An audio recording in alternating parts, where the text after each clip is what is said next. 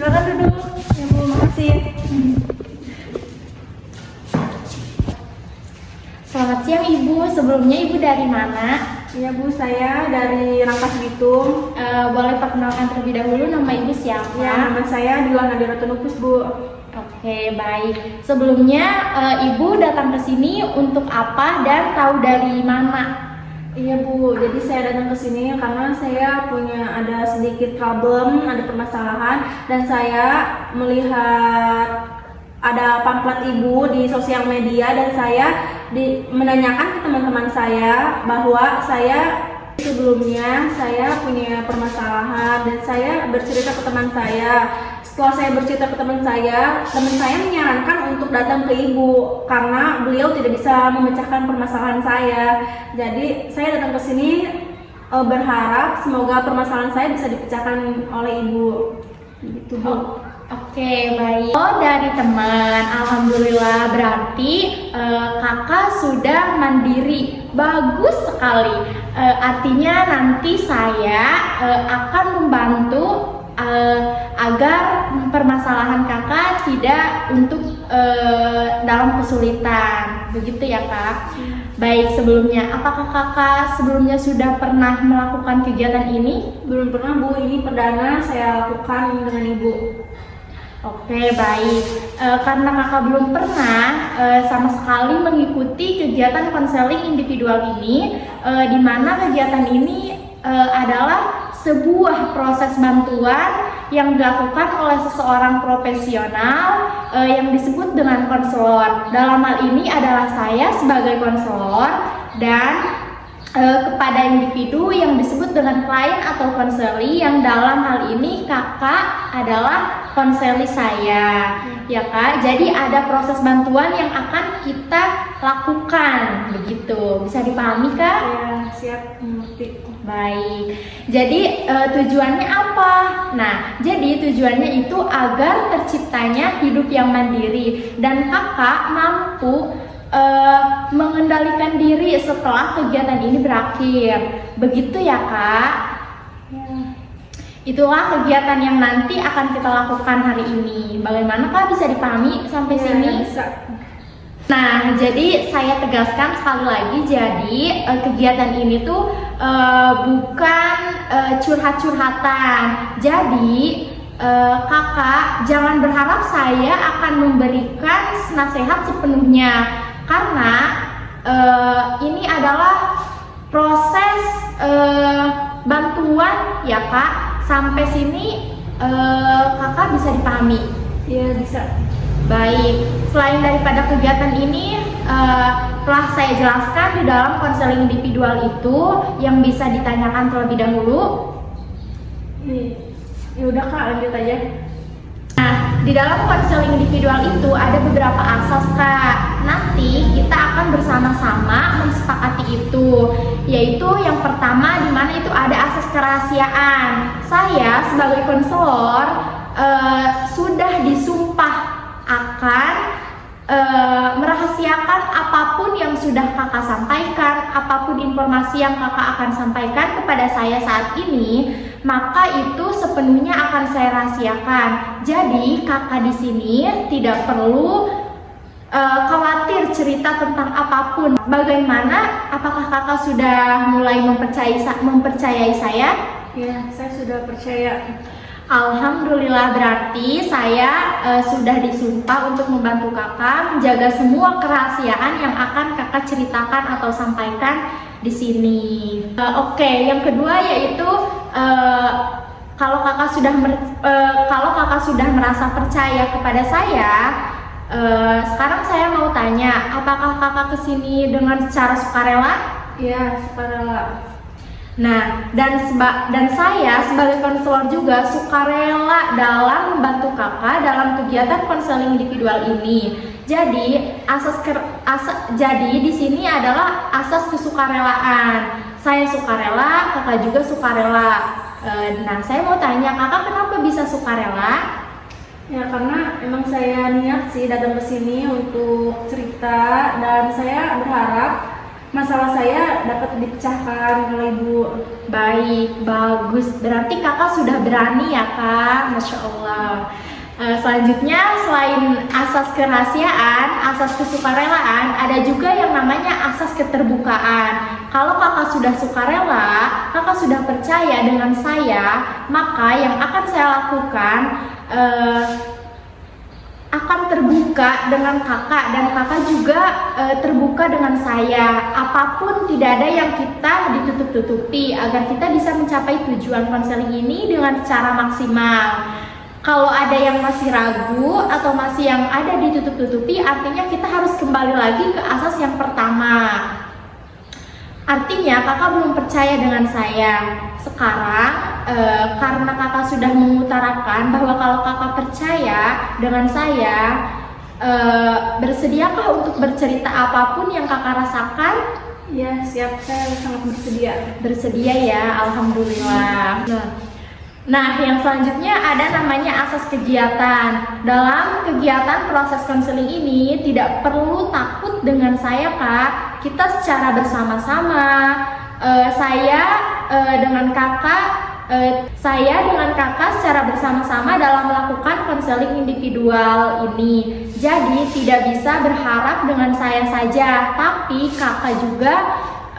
kakaknya juga harus bersama-sama dengan saya sehingga tercapai tujuan konseling individual ini. Begitu ya kak? Nah, yang selanjutnya dalam kegiatan konseling individual ini ada semua hal keputusan apapun berujung itu ada di tangan kakak. Saya tidak akan menuntut, memaksa, apapun, semua itu tergantung kepada kakak. Semua keputusan berada di tangan kakak. Kalau kakak melakukan, lakukan.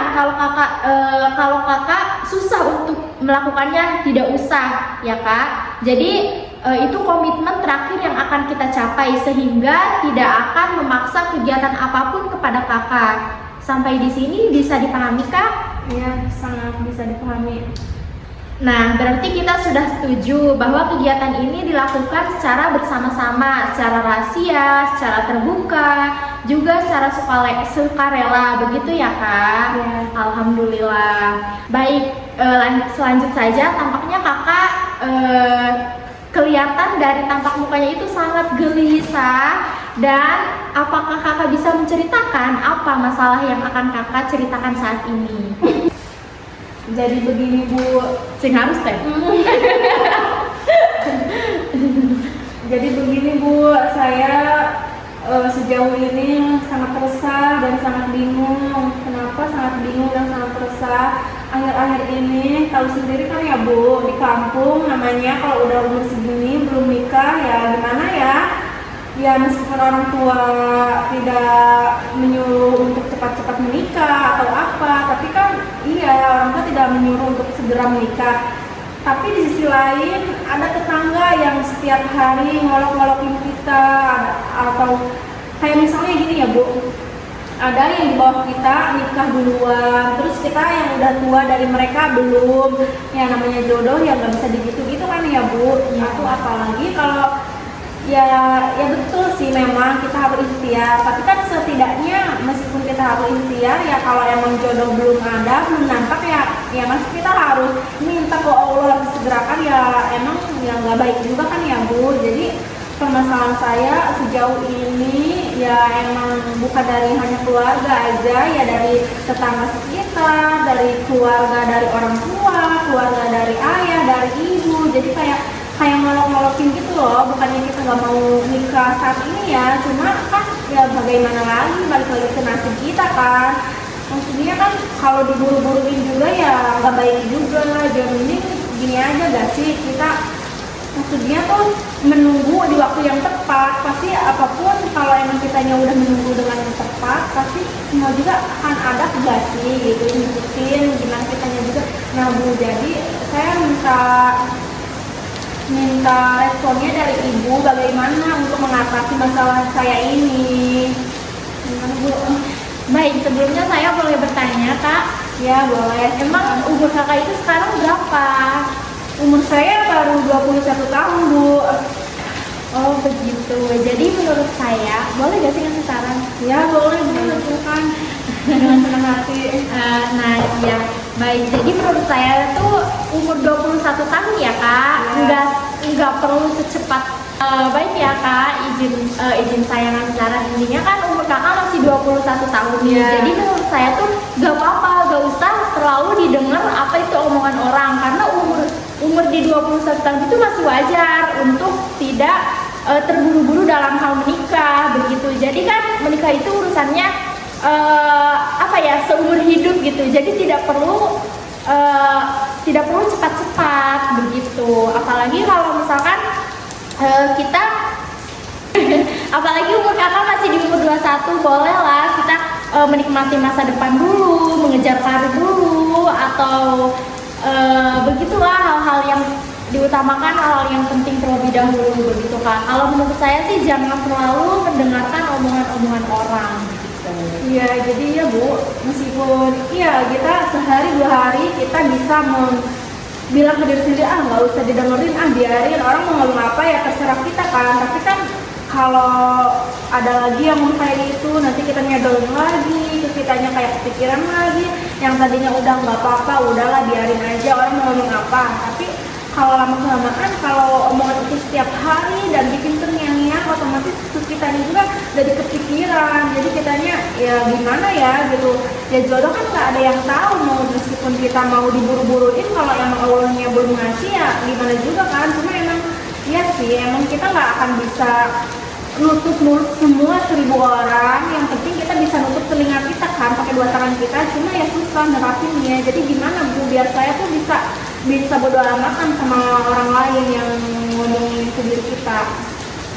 Baik, di sini sebelumnya apakah Kakak sudah siap nih di umur segini untuk ke jenjang lebih intinya ke jenjang pernikahan begitu Kak? Ya kalau dibilang siap gak siap ya sebetulnya belum siap. Tapi kalau emang Allah udah mau ngasih jodoh ya insya Allah bisa menjalaninya dengan baik gitu. Tapi kalau emang jodoh datangnya dengan terburu-buru tuh ya emang gak akan baik juga. Jadi yang penting jodoh tuh datang di waktu yang tepat. Menurut saya tuh kayak gitu, nggak harus terburu-buru juga. Apalagi kalau misal harus dijodohin lah, inilah itulah sih saya paling gak mau sih. Yang penting datang dengan sendirinya aja, sama yang satu mau, yang satu laginya mau dan ngerasa cocok dua keluarga ya oke gitu. Maksud saya tuh maunya kayak gitu, nggak yang harus diburu-buruin juga. Ya. Oke, baik. Jadi intinya kan jodoh itu udah ada yang ngatur ya Kak. Jadi sebetulnya itu tuh orang-orang tuh emang nggak pantas untuk dipikirin dan untuk didengerin gitu tuh. Karena emang jodoh itu emang bukan kita yang nentuin, tapi Allah gitu. Oke lah, kita hanya bisa berencana kalau misalkan Allah merencanakannya nanti atau misalkan tahun yang akan datang atau gimana gitu. Itu gimana ya, maksudnya intinya Kakak dari sekarang mulai cuek dengan apa yang orang-orang omongin. Intinya Kakak fokus untuk membenahi diri agar dia lebih pantas gitu ya menjadi istrinya seorang begitu Kak. Ya baik Bu, iya makasih ya Bu atas sarannya. Tapi sejauh ini kayaknya saya rada susah juga Bu kalau mau cuek sama orang-orang. Ya saya udah berusaha ya buat cuek, tapi sehari 2 hari saya masih bisa cuek. Nanti kalau lama-kelamaan kalau orang pun tetap hujat saya kayak gitu, gini gitu, kayak saya didikte sama orang itu, ya nantinya saya balik lagi, saya kayak kepikiran lagi, saya susah lagi. Yang awalnya saya udah berusaha cuek, nantinya kalau ada apalagi nih ya Bu, kalau di tempat saya ada yang nikah nih adik kelas atau gimana ya yang di bawah saya gitu, ada yang nikah kan otomatis langsung tuh nyindir-nyindir ke kita yang emang udah tua di atas mereka.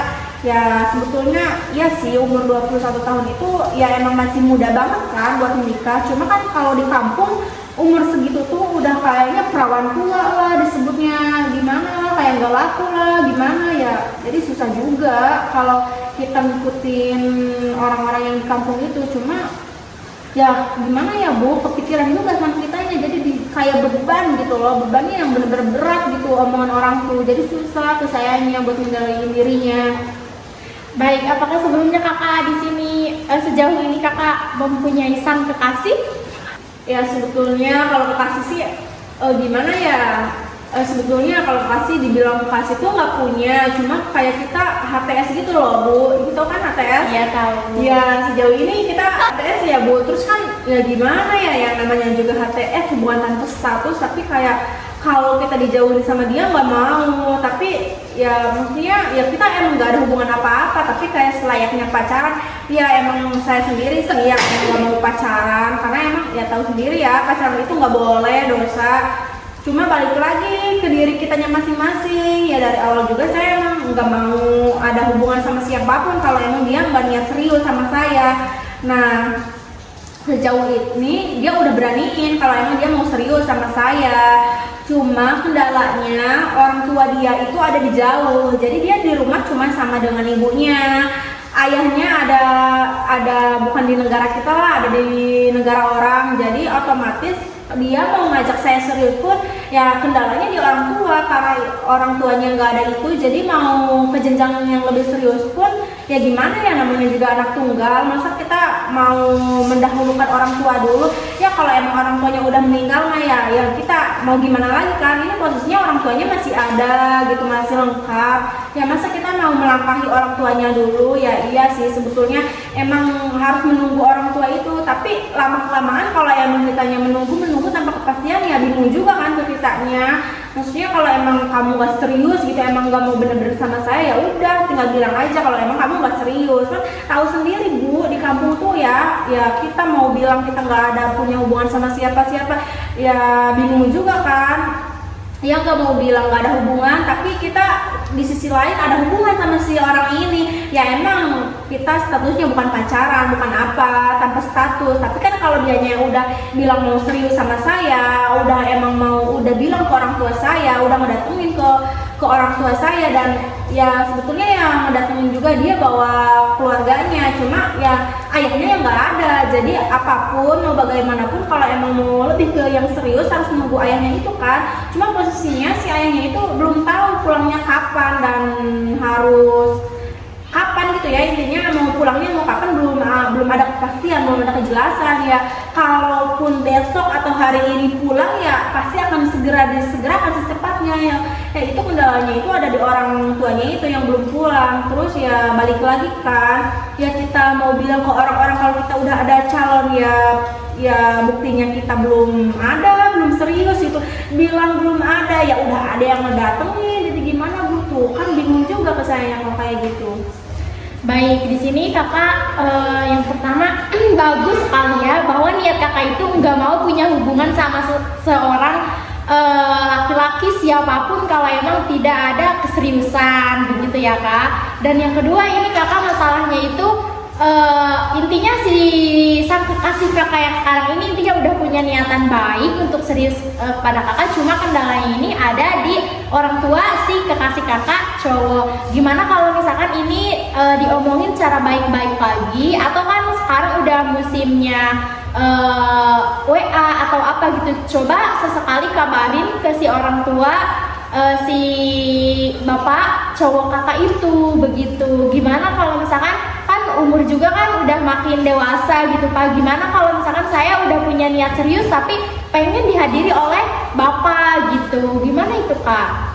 Nah sebetulnya sebelumnya udah kami komunikasikan dengan orang tuanya dan responnya baik juga. Nah alhamdulillahnya sejauh ini orang tuanya udah pulang, udah ada di Indonesia, cuma masih tetap ada kendala. Apa kendalanya?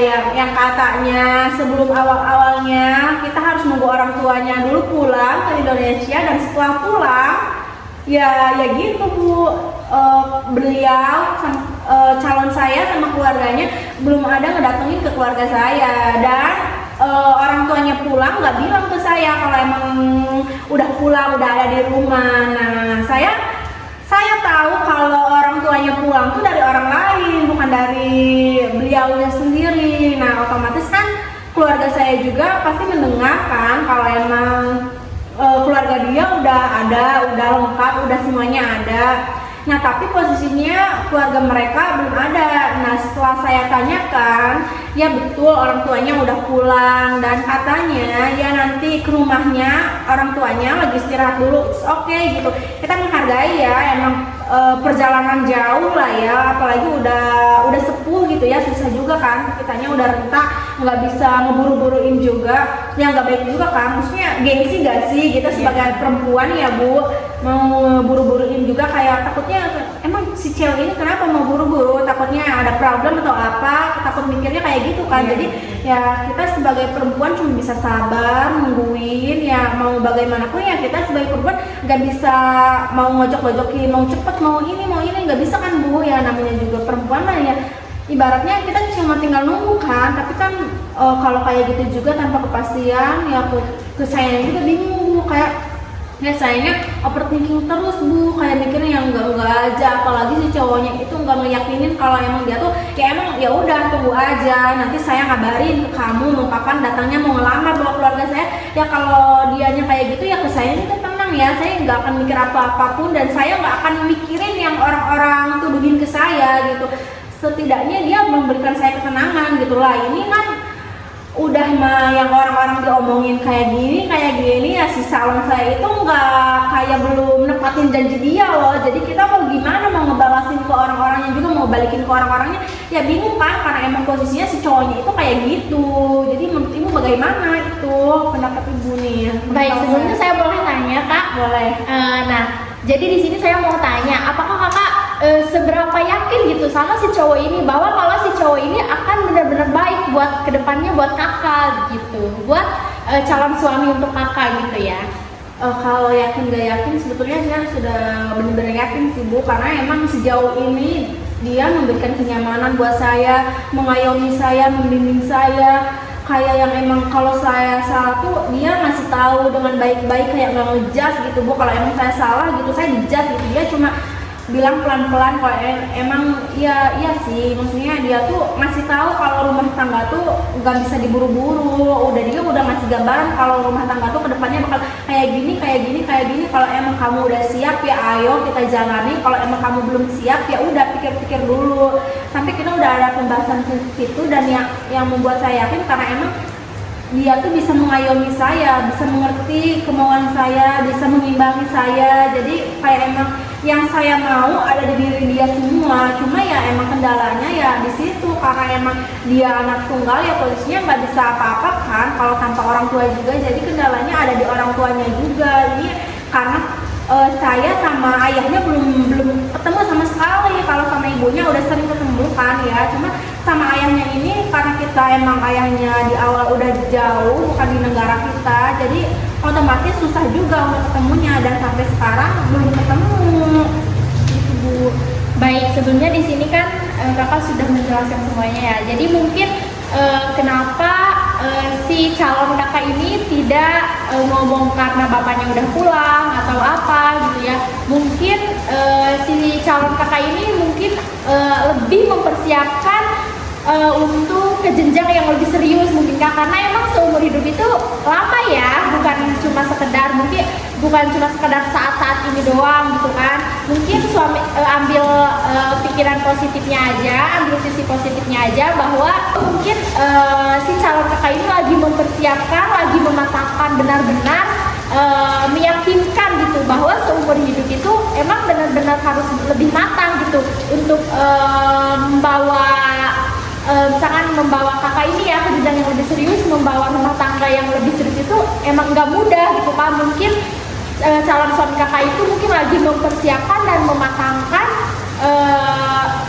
ke jenjang yang lebih serius gitu. Jadi intinya Kakak jangan mikirin yang enggak atau misalkan calon Kakak itulah, intinya ambil sisi positifnya aja, mungkin lagi mempersiapkan atau mungkin lagi mempersiapkan yang benar-benar baik untuk Kakak gitu.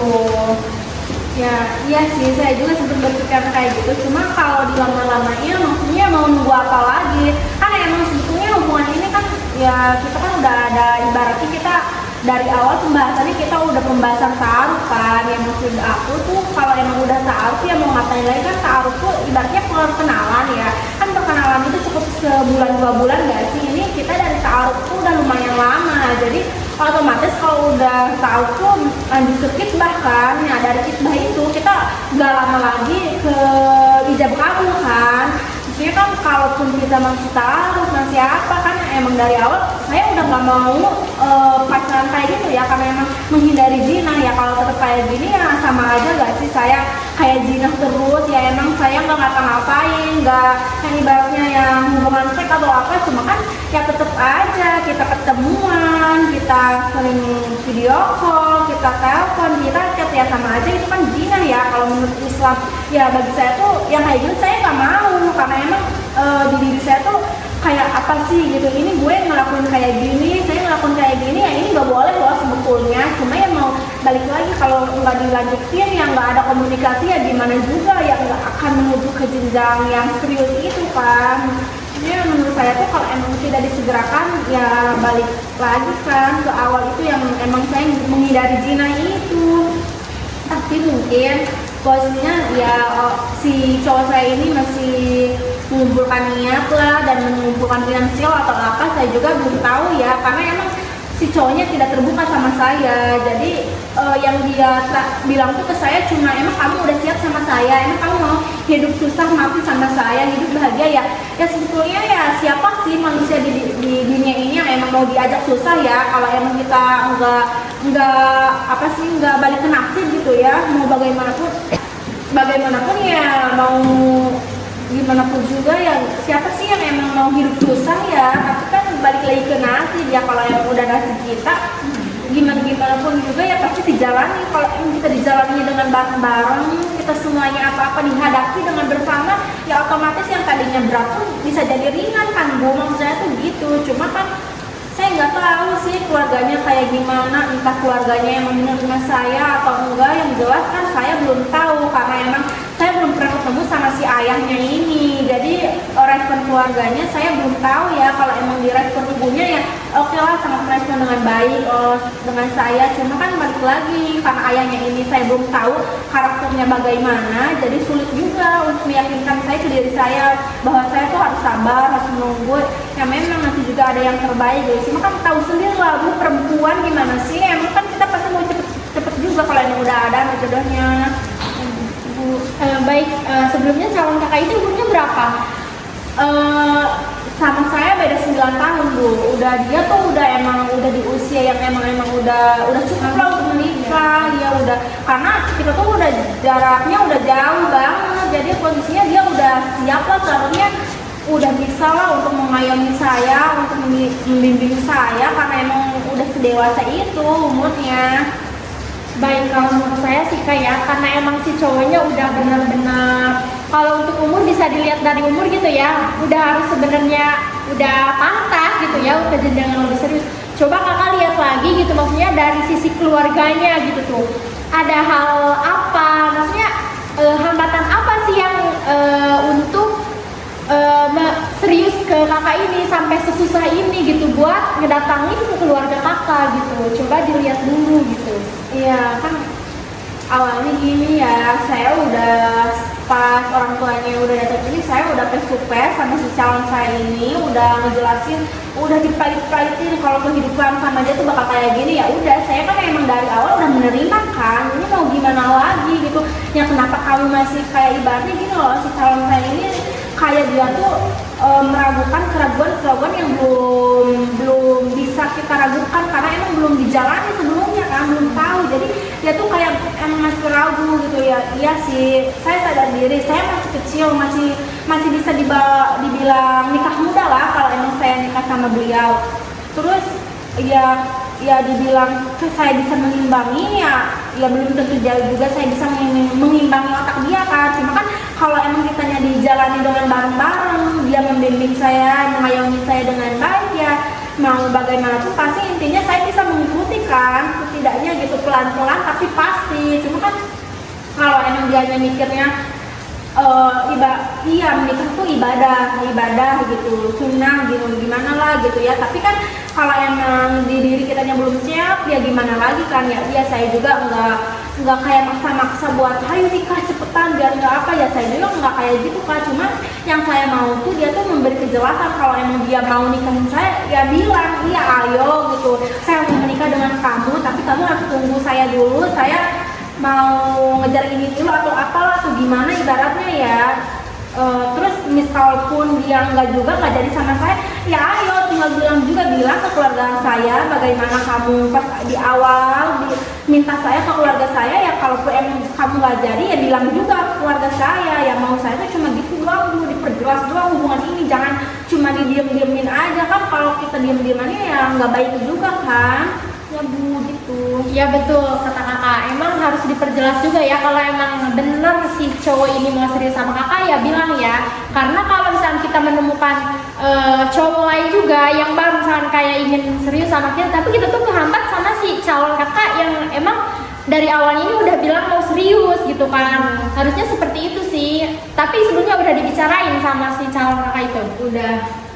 Dan responnya ya menunggu orang tuanya itu, ya saya bingung juga kan, orang tuanya udah ada di Indonesia dan saya tetap harus menunggu, ya udahlah, maksudnya mau gimana lagi ya, kalaupun emang datang ya alhamdulillah, nggak pun enggak ya, maksud saya juga kan terbebani loh, saya juga sama keluarga tiap hari ditanya-tanyain ini mau serius atau enggak gitu kan, ya maaf ya, yang mau sama saya tuh bukan cuma dia gitu loh, ibaratnya saya udah ngebatalin sama yang lain demi dia, udah ngebela-belain demi dia kan kita menghargai ya, maksudnya masa kita mau nerima yang lain, kan posisinya kita udah sama ini duluan kan, yang kita mau ngeudahin secara sepihak ya bukan kayak gitu juga, nggak baik kan ya, mau dilanjutinnya juga yang nggak bener aja. Setiap hari saya ditanyain sama keluarga saya, sama ibu saya, sama ayah saya, sama kakak saya, ya kakak saya anak terakhir ya otomatis kan keluarga saya juga butuh kejelasan mau bagaimana, kalaupun emang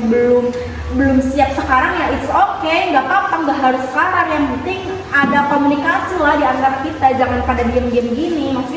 Maksud saya tuh ya emang ya gitu Bu, biar gimana sih, biar komunikasi sama si calon saya ini biar lancar, biar dia aja enggak ada yang ditutup-tutupin sama keluarga saya cuma kayak gitu doang Bu, gimana tuh Bu? Nah jadi gini Kak, saya sedikit masukan aja ya, intinya coba kakak intinya lebih dekat lagi, lebih apa ya, intinya coba sih tanya-tanya ke tetangganya dia atau kayak yang sedekatnya orang dia gitu ya, untuk lebih jelas lagi keluarga ininya, bibit bobot dari keluarga si calon kakak ini gimana gitu, sampai kita tuh kayak di ambang-ambang apa ya, mau diseriusin enggak, mau diserius, intinya enggak ada kejelasan gitu. Sebenarnya kakak udah nyoba nanya atau nyoba apa ya, nyari tahu bagaimana sisi dari keluarga si calon kakak itu?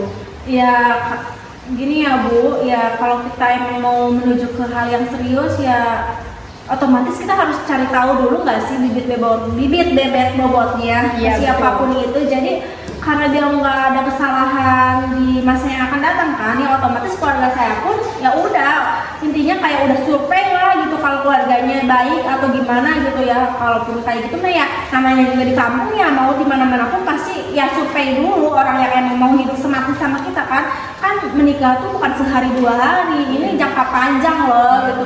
Ibaratnya ya maunya sih sekali seumur hidup kan ya Bu, jadi kan gimana nasib lah intinya, balik lagi ke nasib. Cuma kan kalau bisa tuh kita emang maunya sekali seumur hidup biar sama dia aja gitu kan. Ya udah survei juga, dia dari keluarga baik-baik juga, cuma ya kendalanya saya juga sampai sekarang cuma emang kendalanya ya, maksud saya tuh sebagai perempuan ya, saya tuh pengen cuma dilamar doang Bu, ya dia bawa keluarganya datang ke rumah saya, ngelamar saya, tahu mau nikahnya kapan ya terserah, yang penting dia udah ada pengakuan kalau dia tuh mau sama saya. Kan kalau cuma taruh doang mah Bu, belum ada apa-apanya kan, cuma pengenalan doang kan. Kalau udah khitbah ya alhamdulillah lah, kita maksudnya nggak akan kemana-mana lagi kan ya, maksudnya mau kayak gitu doang Bu, biar diperjelas itunya. Baik, sebelumnya kan kakak tadi udah bilang ya bahwa hambatan yang pertama itu karena emang orang tuanya yang tadi nggak ada di Indonesia dan sekarang udah pulang ke Indonesia pun sebenarnya kakak udah nanya lagi ya, maksudnya kan kakak udah tahu juga nih bahwa kakak udah nanya bahwa orang tuanya ini udah ada di Indonesia tapi alasan itu udah ada, maksudnya udah benar-benar ada orang tuanya, tapi masih ada alasan yang lain, itu gimana respon si calon kakak? Nah, saya udah menanyakan dan kata saya, kamu mau ke rumah kapan?